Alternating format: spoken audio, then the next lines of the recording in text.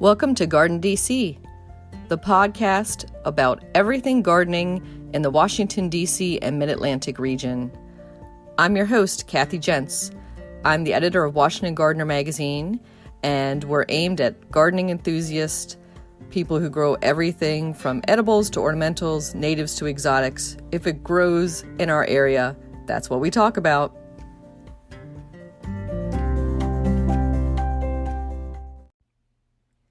Welcome to the GardenDC podcast episode 89. In this episode, we'll talk with award-winning designer Susan Cohan about working with a landscape designer. She's the Association of Professional Landscape Designers Designer of the Year for 2021, and you will want to hear her thoughts about designer and client relationships. Also in this episode, our plant profile is on hellebores, and I'll share some upcoming local events, especially those beautiful orchids that we can enjoy this winter. On this episode of GardenDC, we're joined by Susan Cohan. She is an award-winning landscape designer, and she is based in Chatham, New Jersey. Welcome, Susan. Hi, Kathy. So we are talking on a winter snowy day, and I think this is the perfect timing, right, to talk about working with a designer and planning for the growing year, because you don't have anything to do right now, right, Susan? Oh, we're very busy right now. That's what I figured. So there's that, kind of disconnect sometimes with clients, right? And the timing that you have for the year. So we'll talk about some of that and best times to contact and do planning. But first, we want to talk a little bit about you, Susan, and your background. So I always ask our guests, were you born with chlorophyll in your veins, dirt under your fingernails? Were you always a gardener or garden lover? Yes and no. And the reason I say no is I spent 10 or 12 years living in Manhattan, so that was kind of the no part, although I did do a little bit of balcony gardening. Um, I was in a different place in my life then. I've always gardened from a very young age with my grandmother who grew vegetables and my mother who grew flowers as a defense.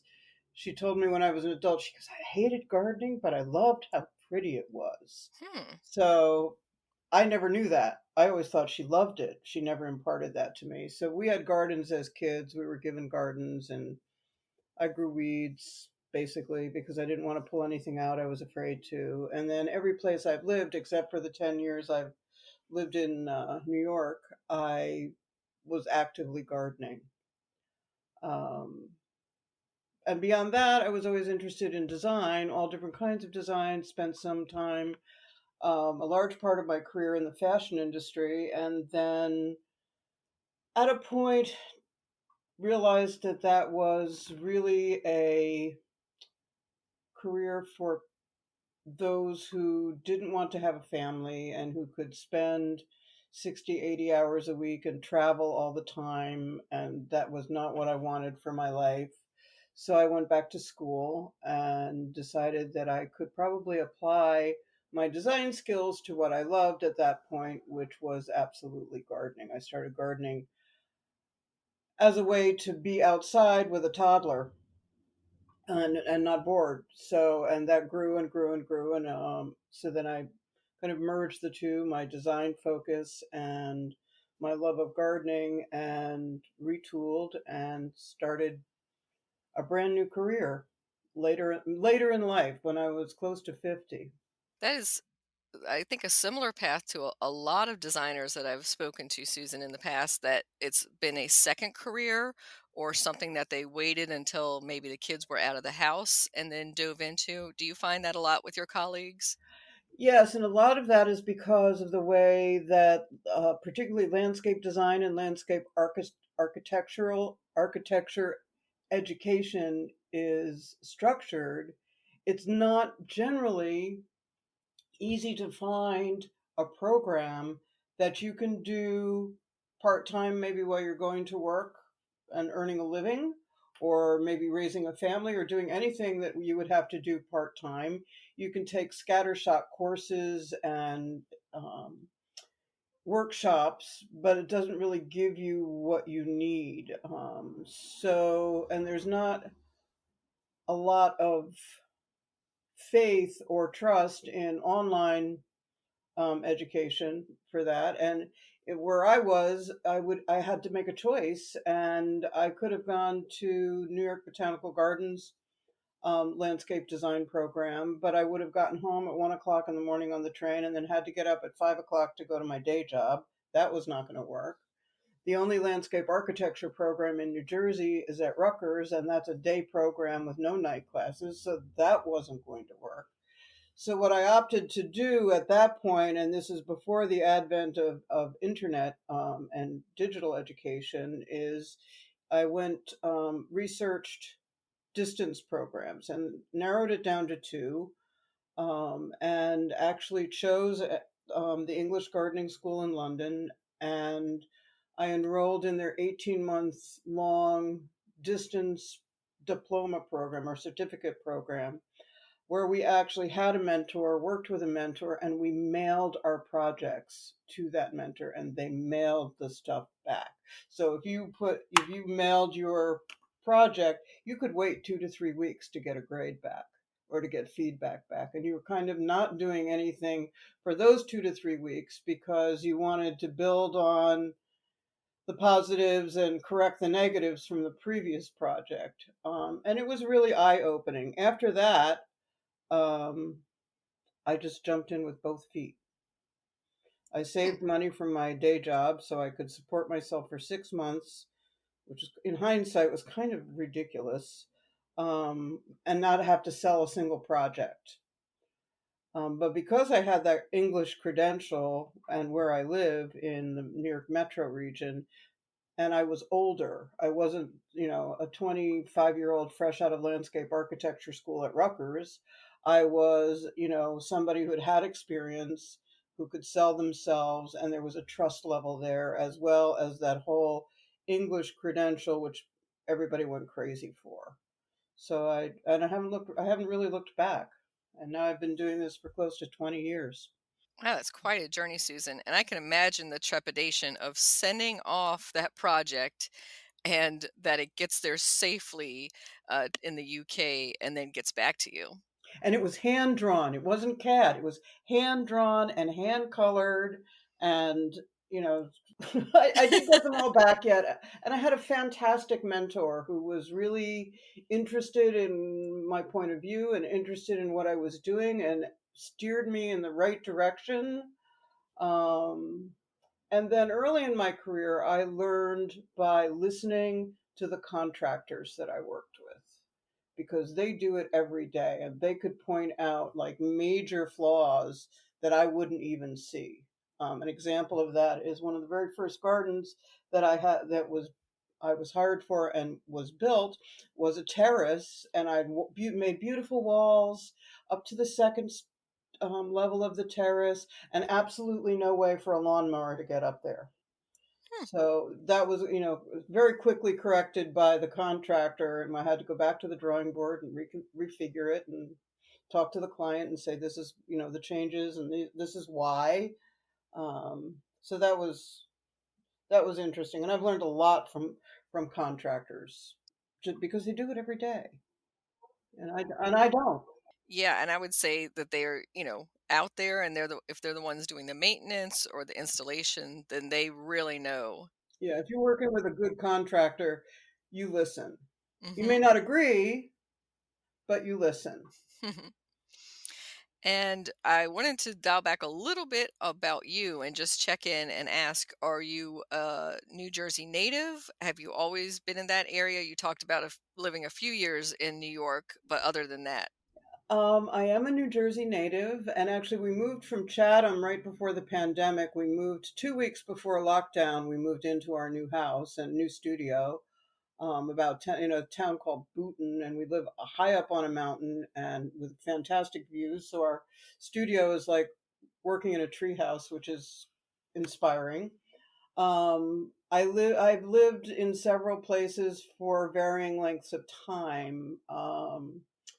Right out of college, I went to art school, and right out of college, I was hired as a resident artist in one of the national parks that had a kind of crafts community, and I was the resident in my degree from in art school. It was in jewelry and metalsmithing, so I was the metalsmith. From there, I moved to Los Angeles for a few years. I came back to New Jersey, and that's when I moved to New York. And then when I had a kid, I moved to New Jersey, and I moved to an area of New Jersey that was very much like where I grew up, where there were no fences, kids walked to school. It was, there were sidewalks, it was safe, and everybody looked out for everybody else. Um, and I've lived in New Jersey since. So I've lived in New Jersey now for the last 30 years. 32 years, sorry. Definitely qualifies you as a Jersey girl. Yeah, I moved around a bit. Yep. And so your metal degree, does that any of that get used today in your Oh, designs? absolutely. Absolutely, it does. We use a lot of, if I'm designing a gate, for example, I understand structurally a metal gate, structurally what has to be done. We do use a lot of ironwork in our work, and we do the drawings, the shop drawings here, and work hand in hand with, a blacksmith or a commercial iron guy, to make sure that what we want gets done. And there's a lot of cross communication. I don't think on a large scale it's the same as a small scale, but the language is the same, the terms are the same, and I can say I want this, welded here, or I want this spot welded, so we do a lot of that. Not as much as I would like because it's very expensive, but for whatever details we can muster up, sometimes we'll do, say, a wrought iron arbor, and we work with some really great craftspeople. There's a couple of really good wood construction people, although fewer than there were when I started, and there's a couple of really great iron workers and blacksmiths around. So, Mm-hmm. yeah, I do use that.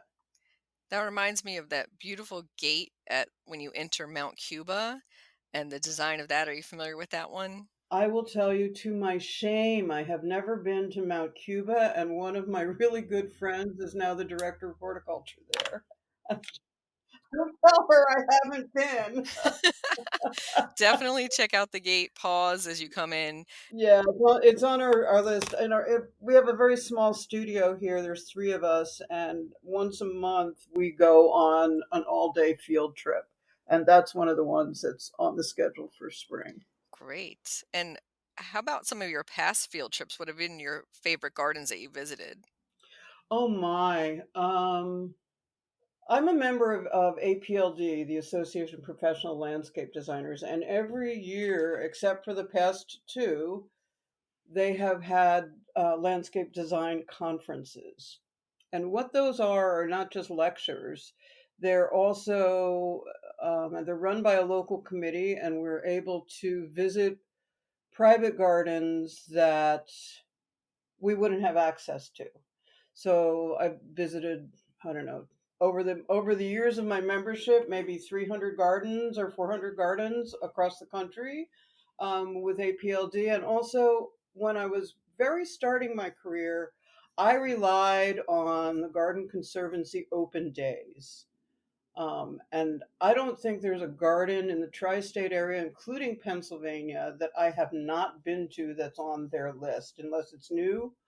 And I find that standing in any garden, any designed and built space outside, and observing it from that perspective is probably the most valuable design education I've had. Do I have a favorite? No.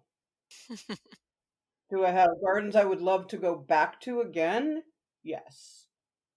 Are they on? Generally, they're not on the East Coast. So, and I travel a lot too. Until the last 2 years, I tried to travel every January for a couple weeks. And I always go to a garden. I drag whoever is traveling with me to a garden. I don't do it exclusively, but there's some really amazing landscapes out there. and really amazing gardens if you just care to look. And I know I didn't answer your question. No worries, but yeah, that access you get through APLD and those open gardens through the Garden Conservancy. Oh, Garden Conservancy is just brilliant.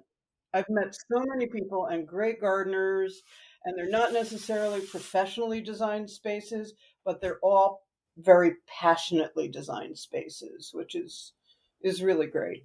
Definitely.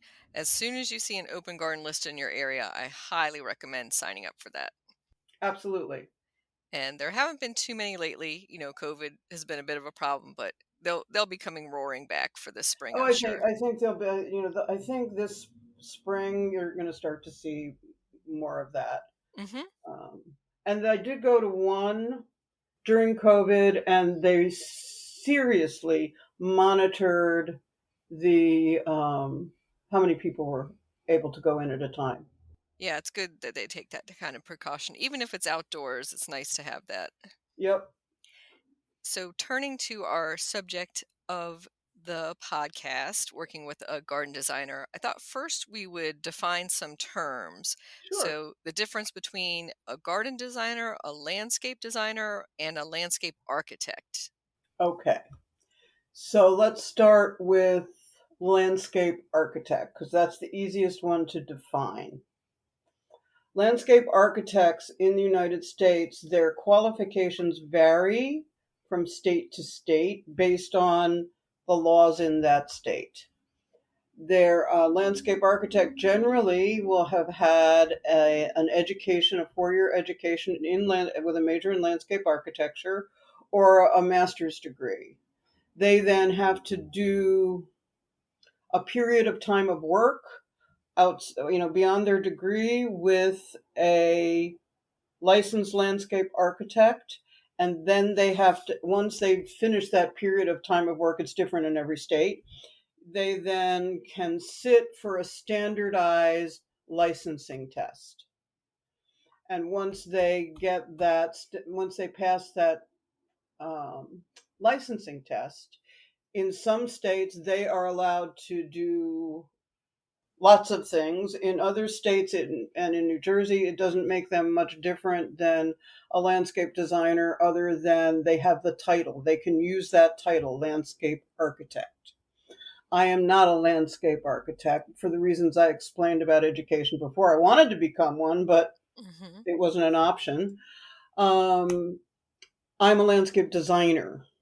Now, landscape designers do broad-based design work. Many of them are more horticulturally focused than, say, a landscape architect. We don't generally work on public projects.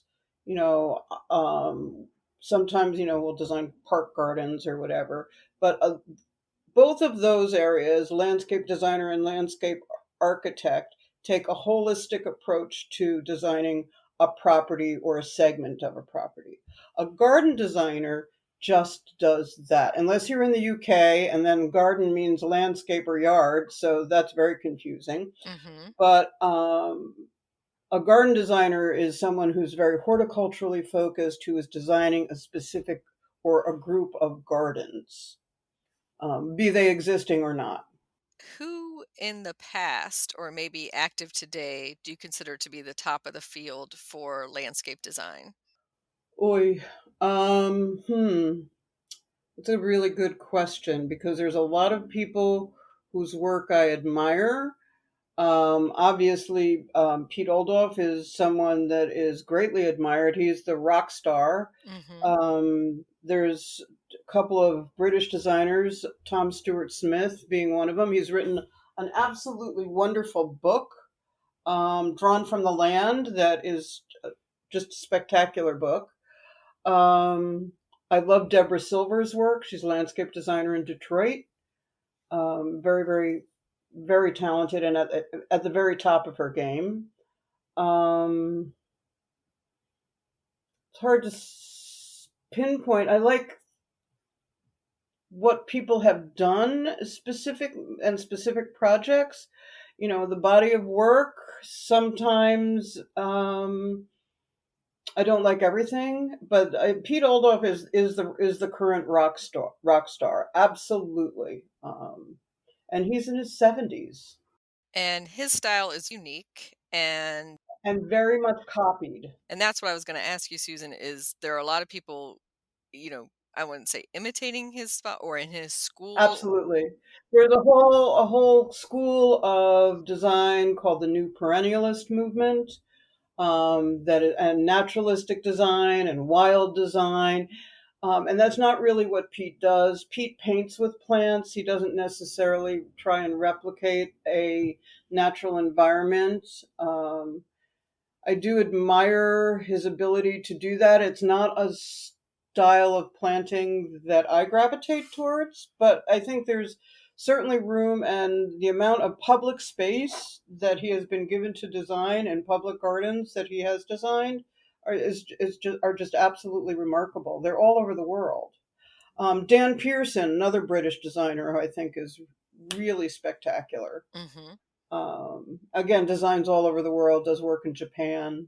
Um, and I tend to gravitate towards the Brits, actually.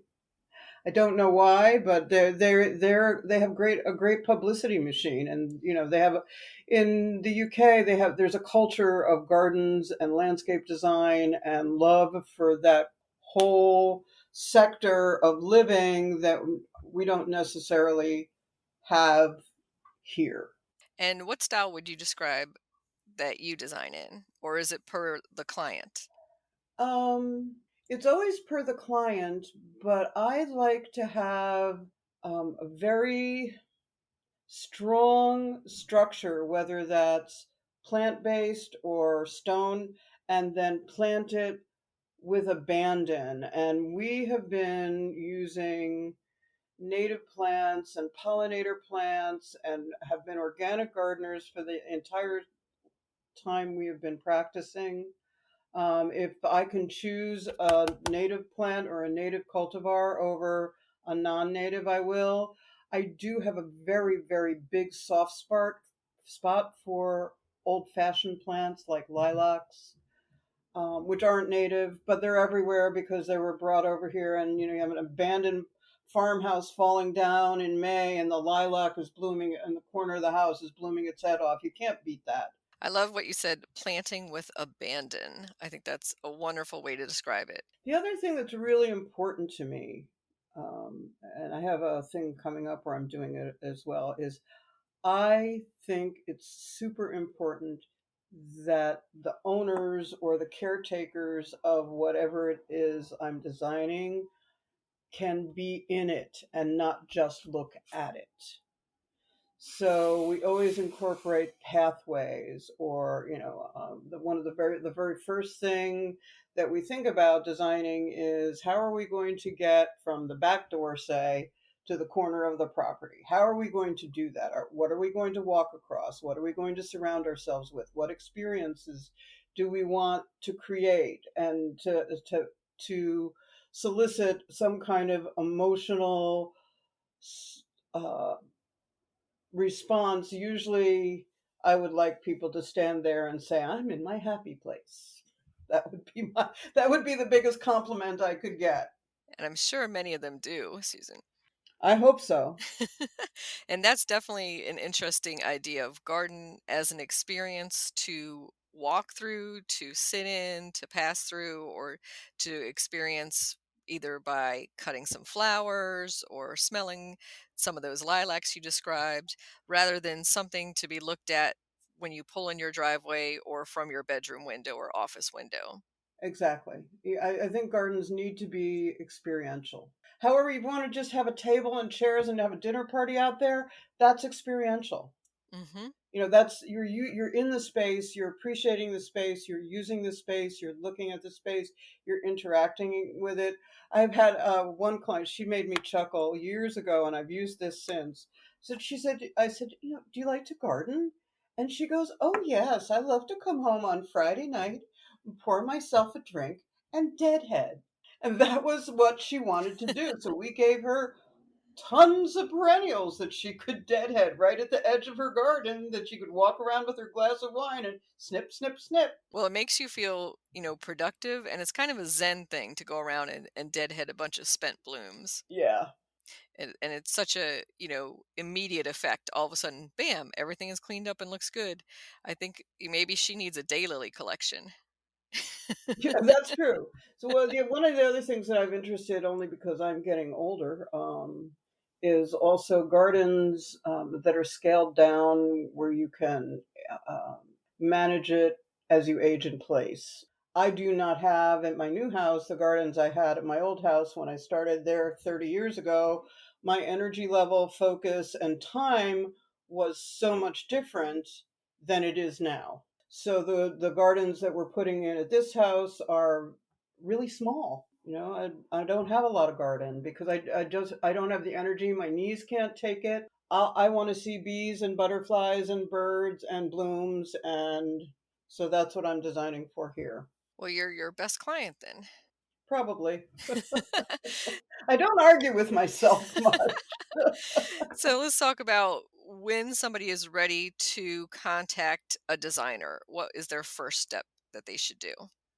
I think the first thing that anybody who wants to work with a designer should ask themselves, first and foremost, if I work with a designer, what are my goals for the project? Right away, you want to know, do you want them to correct something? Do you want them to highlight something? Do you want a more useful space, or a back garden or a back patio, or what is it that you really want from your space? Once you answer those questions, the next question is can I do this on my own, or do I need some professional help? That would be the question I would ask. The second thing that I would consider is, what do I want to spend? Because that will dictate who you hire. Everybody's rates are different. Everybody charges differently. There's the old joke, if you put 25 landscape designers in a room, you'll get 29 business models. So you just want to, and you want to research designers in your area, and you want to see their work.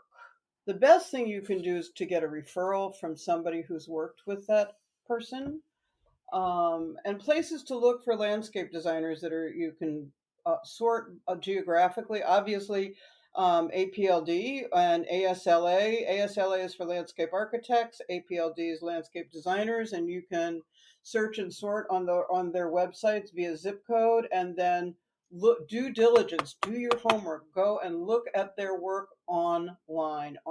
What work are they presenting in their portfolios? Call them, interview them, ask how they work, what the process is, because everybody's process is different. I think it's very important that you work with someone or a group of someone's that will listen to what your goals are and help you and give you ideas for how to achieve those goals. You also have to hire somebody who you like and trust, because the process doesn't take 5 minutes. Most of our projects, for example, can take 3 months to, from the time we first talk to you to the time that you get your final, everything is finalized and you're ready to hire a contractor, and then that could take another 6 months. So don't think that you're going to hire somebody on the 1st of April and have a new patio by Memorial Day. Anybody worth their weight design wise and contractually will probably not be able to meet that deadline. You should think about working a year in advance. At the very least 6 months in advance. So it's not going to be for this summer, probably. Well, this summer is another one of those unusual summers. So was last summer, in that people are booked already into July. We're working on projects now that I know won't be built until July or August, and their design work's almost done. I'm going to go to see new clients, and I'm very honest with them. If you want this done this spring, A, I'm not the right designer for you, and B, good luck finding a good contractor. There's a lot of junky contractors out there. Any chuck with a truck and a shovel says landscape design on the back of their truck. Don't believe that. Look for somebody who is qualified either as a design only or design build, which means they design it and they build it. The difference is design only will design to what they think is their best solution. With design build, often the designer will design to the skill sets that they have on their crews. For your online research that you mentioned, that you would look at if they had a website with a portfolio or maybe check them out on House. House is a great place to find designers, but a lot of people pull back and don't love House just because the platform can be difficult. It's a great place to House is a great place. Again, APLD. Some of the designers have portfolios. Look in like in Virginia. There's the Virginia Society of Landscape Designers. They, I'm sure, have information. Again, ASLA has information. If you see, if you have a really good garden center, it's okay to walk in and ask who are the good designers around here. And sometimes they'll work in that. A lot of garden centers have designers. But again, they're going to design to what they know they have and can get rather than to what might be right. Doesn't mean it's wrong. So I think that those are the things to look for. And again, if you know somebody, go to the Garden Conservancy. There's plenty of books on landscape design and landscape designers per se. Start doing your research. Read the design blogs. They're also, a good source of information. There's and there's even the interior design blogs always have a piece on garden design and landscape design, at least one. Do you work closely with, say, an architect of a house or an interior designer, often team together with a landscape designer? Sometimes they do. We team up with a couple of architects, and I actually did 2 projects last year for interior designers at their houses because they couldn't resolve the problems, and it's different outside. I mean, you have no ceiling. Your ceiling is the sky unless you create one. You have no walls unless you have a fence or you created walls. It's just different. The plants are different. You can always ask an interior designer or a architect for referral. Another really great place that people don't think of is Instagram, and use those hashtags. Hashtag landscape designers. Start going through, and you can save Instagram posts under inspiration and start saving things that you like there. You can do the same thing. It's a little bit more cumbersome on Pinterest. And I've found a lot of cool stuff by using hashtags on social media sites and searching the hashtag, not necessarily searching the subject, but searching the hashtag. Because how somebody labels themselves is more telling than how somebody labels someone else. Exactly. And so you recommend interviewing them for their style, for their personality, to see how you work together. So would you say maybe interview 3? Yeah, interview 3, and the thing is, you're going to live with them for a while. Go with the one whose style and personality you like the best. You can also ask to see built work. You can say, is there a project around that I can look at? And you can go and you can see built work. I've had people do that with me, and I have, a couple clients who are more than happy to have us trudge through their backyard. That doesn't happen to me so much anymore because I'm a known quantity, but in the beginning, all the time. And I always had, do you have references? And I would have people check my references. I had a reference sheet that I gave out. Here's 3 clients I've worked with in the last 2 years. I was going to say, I think checking references is an excellent idea. And you got to understand, though, Kathy, nobody's going to give you a sheet of people who hate them. Exactly. But the fact that they can produce a sheet is telling in itself. Yeah. Right. Yes, for sure.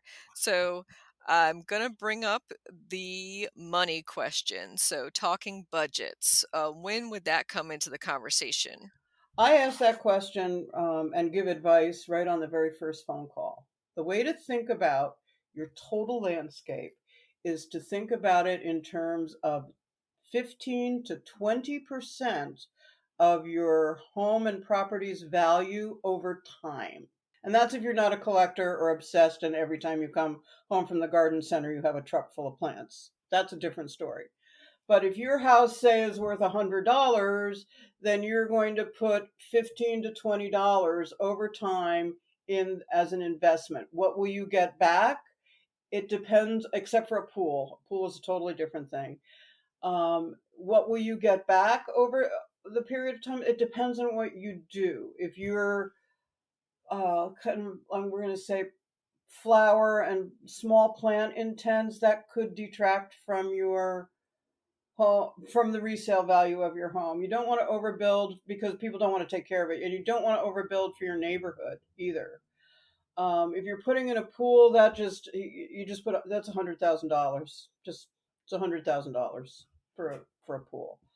Um, so and it's again it's over time, and I always tell clients your best investment is going to be in a really great functional conceptual landscape plan that you can then implement in stages. The reason I say that is because if you want to have, say, in 10 years, your plan, or in 5 years, your plan is to put a pool in.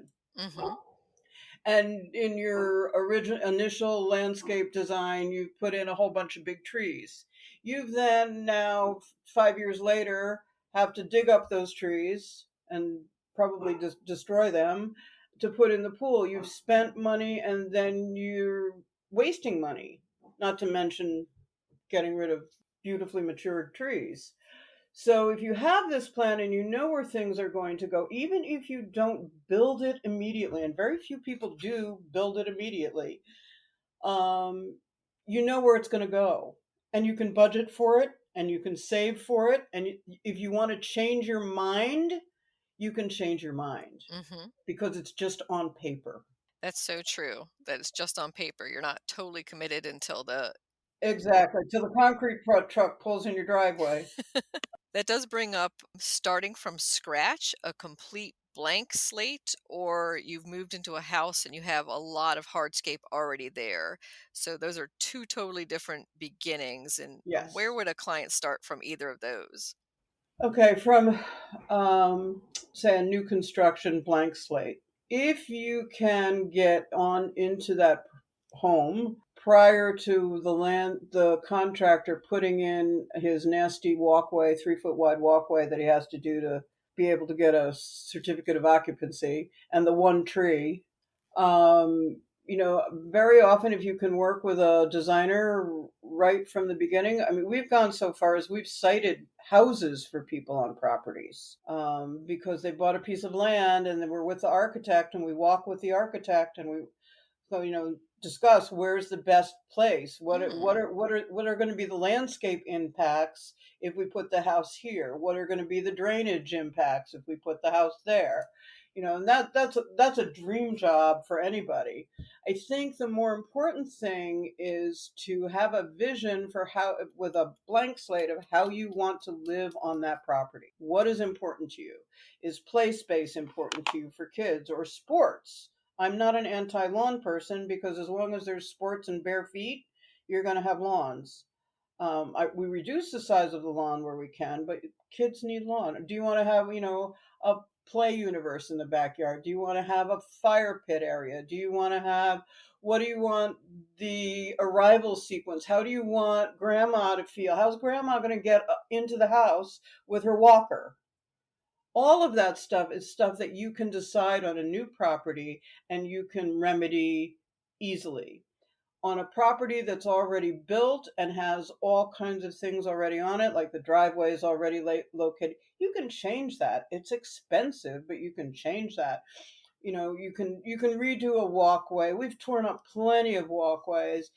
My biggest thing that I see on older properties generally are shrubs that haven't been maintained. So we'll evaluate them. If they're eating the house and up over the bay window, the rhododendron is 10 feet tall and you can't see out anymore. We'll evaluate, should we try and revitalize that shrub? Should we just have a nice little ceremony and say, you've lived your life, thank you for your service, and take it out? Or should we just leave it and move on to something else? Sometimes those decisions have emotional impact. Mm-hmm. It depends. Each project is different and unique, and every piece of property is different and unique and has its own problems and its own, inherent beauty. And what are you seeing in the trends as far as what your clients are looking for? Are there more vegetable gardens and pollinator gardens happening? There's two things in the pandemic that everybody wanted: a fire pit and a place to sit outside.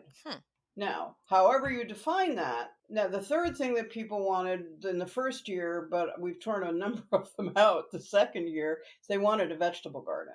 But when people see how much work that really is to be successful,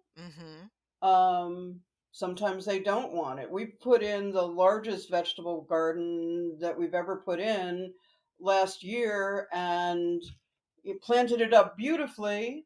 It's got a cutting garden. It's just beautiful.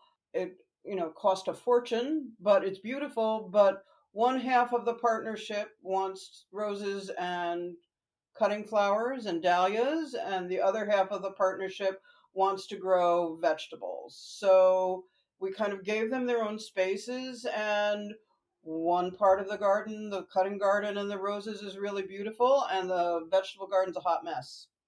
But it produces. Yeah, it doesn't have to be beautiful to taste No, good. it doesn't have to be beautiful. If he wants to grow pumpkins, I don't care. We've given him a space that's got great bones that he can do whatever he wants to do with it. And he loves it. And he loves it. That brings up when you talked about one set of the partners wants a different goal than the other. Working with clients as far as agreeing. So, everybody in the household or the person who's signing the check, who gets the final say? So here's an interesting fact of life. The interesting fact of life is that 90% of all landscape improvements and home improvements in general are instigated by the female partner. Now, whether that is a gender role or not a gender role, I'm not going to make that judgment call. But one partner makes that decision every single time. And in a traditional husband and wife thing, it's always the wife. However, I've been ambushed a couple times, really far into the project. So now we insist that all decision makers are present at the very first meeting. And we send out what we call homework prior to even meeting them, and ask them to sit down together and hash out these 3 pages of information. Because I am so tired of being a marriage counselor. I'm not going to do it anymore. I want this and you want that. And there's totally a way to satisfy disparate ideas. So years ago, and I've worked for these people now for over 10 years. She wanted a very luxurious, over the top perennial gardens. He only wanted the color blue. That's all he wanted. He wanted as many blue plants and blue flowers as we could give him. He didn't want any other color.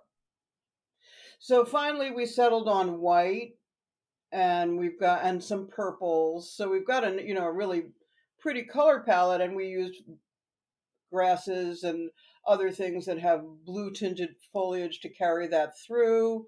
And they're both happy. She got her lush perennial gardens and he got blue.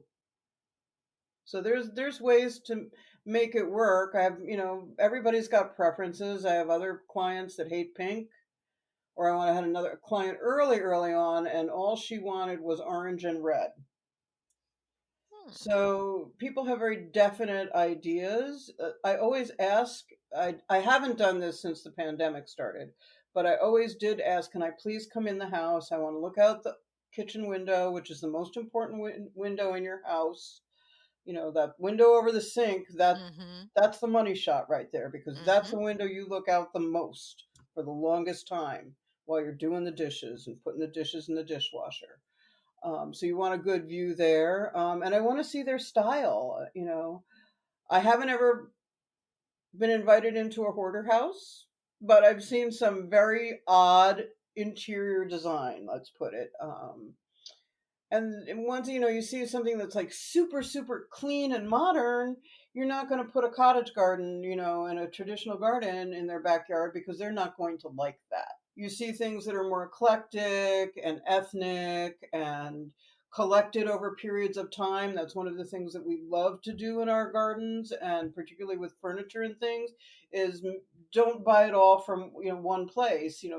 Make it look collected over time. Make it look as if it's always been there. That's a good trick, because we like to walk away and not. Some gardens you go in and the very first thing you say is, "Oh, the designer's been here. You Mm-hmm. had this designed." I don't want people to say that. I just want them to walk in and have that emotive experience, emotional experience. That's a great point, Susan, because you don't want to walk into a landscape and say, well, when is this going to be ready? It was installed and then it's not filled out. So, Or it's like, "Oh, you bought this. mm-hmm. Look what your money can buy." Yeah, so that does bring up the period of time for a garden to mature. Some people say 5 years, some people say 10 years. What is your evaluation on that? When we draw our plans, we draw it at 5 years. A number of years ago, and it's probably changed since, and it might be even be less now. A number of years ago, the website Realtor, is it Realtor.com? Yeah, Realtor.com published a blog post of data that they had collected over 20 years, and they found that the average American moves their home every 6.5 years. So that means that landscapes potentially are going to change. They're not going to live that long, which is one of the reasons we like to use stone and trees, because people are less likely to take those out.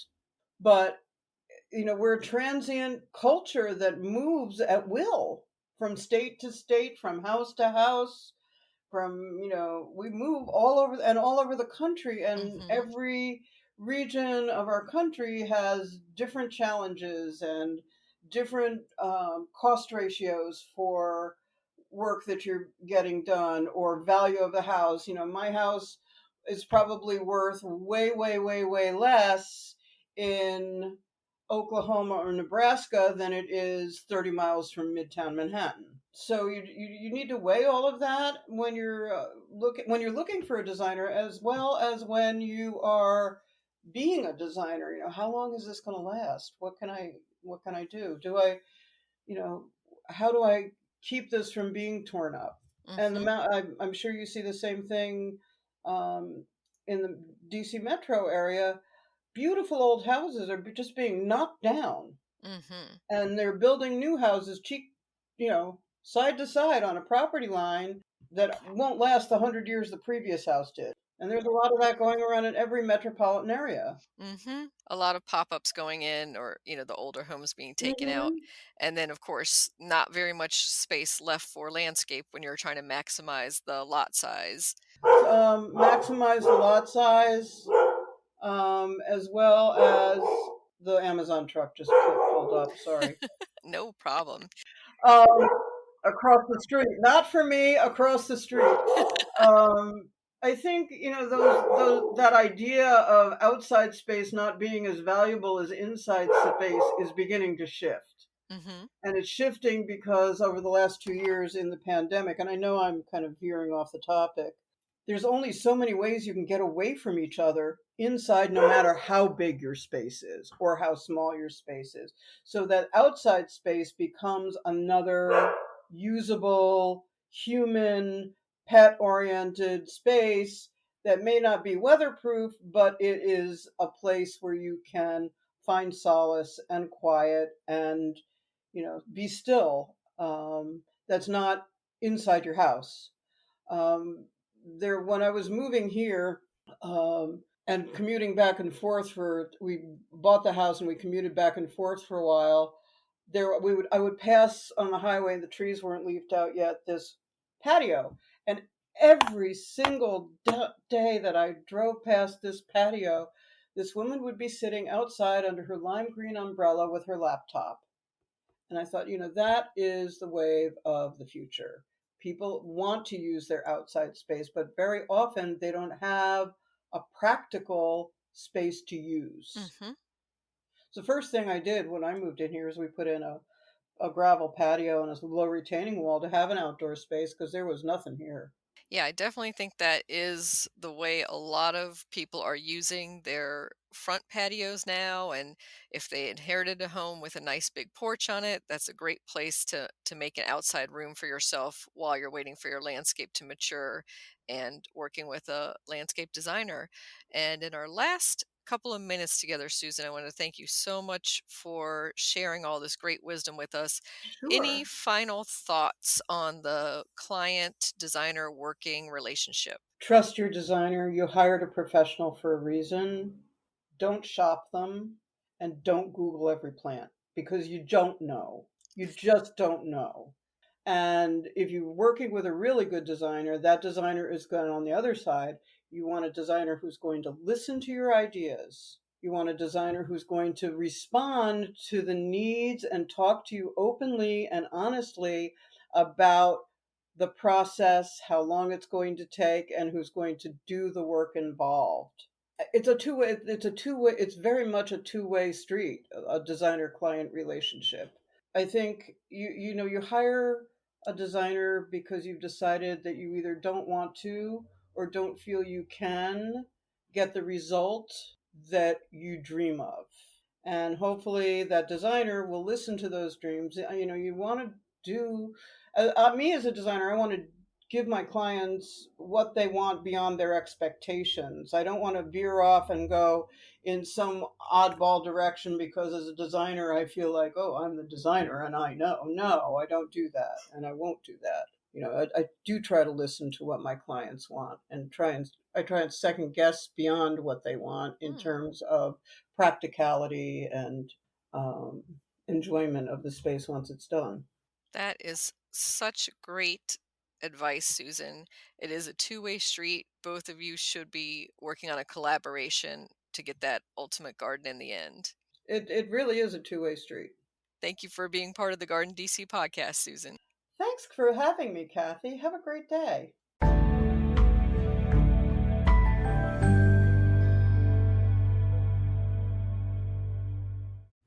Plant profile, Hellebore. The Lenten rose, Hellebores orientalis, blooms in late winter into early spring. It is a tough plant that is drought-tolerant, thrives in shade, and is deer-resistant. If it is happy in a spot, it will soon form a nice colony to become a virtual ground cover. The large leaves are evergreen and resemble our native mayapple. The Hellebore flower is stunning, and the latest breeding introductions are spectacular. My friend Barry Glick, the self-proclaimed Hellebore king, grows amazing hybrids. Among them are beautiful doubles and picotees. These plants are very low maintenance. In midwinter, I gently remove any fallen leaves from around the hellebores to be able to enjoy the blooms when they start to emerge in the bleakest month of the year. The only other attention they ever need is to cut back the old tattered foliage in early spring, if it bothers you. The hellebore is a popular cut flower in Europe. The flowers on this hardy plant are lovely floated in a bowl of water. I have had them last that way for over a month indoors. It's so nice to be able to enjoy them inside when bad weather prevents you from going out into the garden. Hellebores, you can grow that.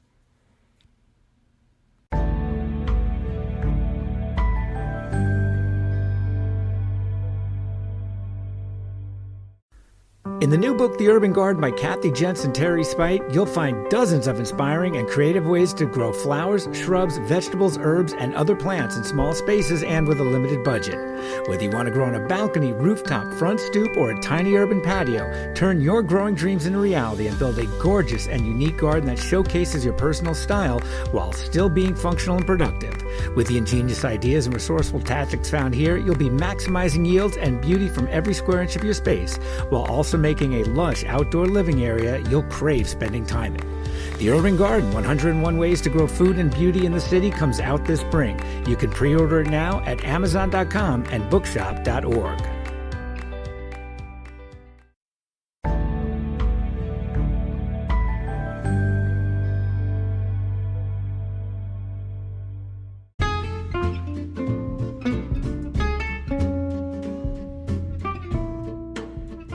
What's new this week? Well, my garden is covered in snow and ice, so I'm focusing on the inside garden and grooming my houseplants, giving them a little bit of TLC. Some of them need some repotting, some trimming, and dividing.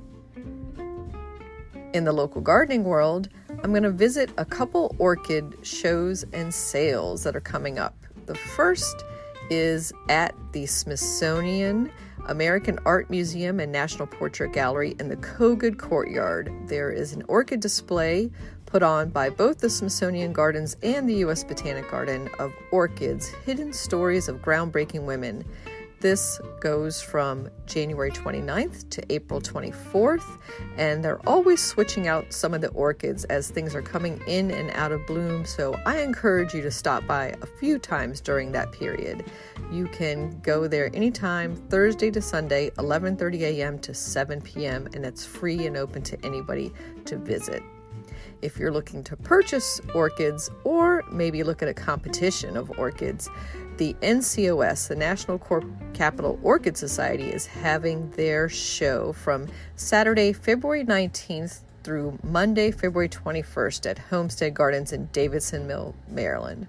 And speaking of Homestead Gardens, I have a couple upcoming talks that are taking place with Homestead Gardens, and you can check that out at the Homestead Gardens website, homesteadgardens.com, to register for those. Those will be virtual and via Zoom, so anybody can participate in those.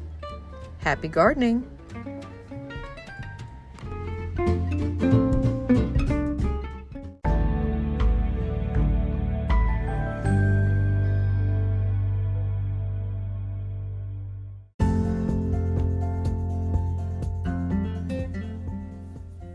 Thank you for listening to GardenDC.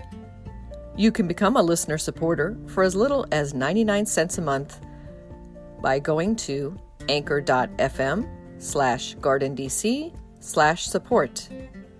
Another way to support this podcast is to subscribe to our monthly digital publication, Washington Gardener Magazine. To do so, go to WashingtonGardener.com. Thank you.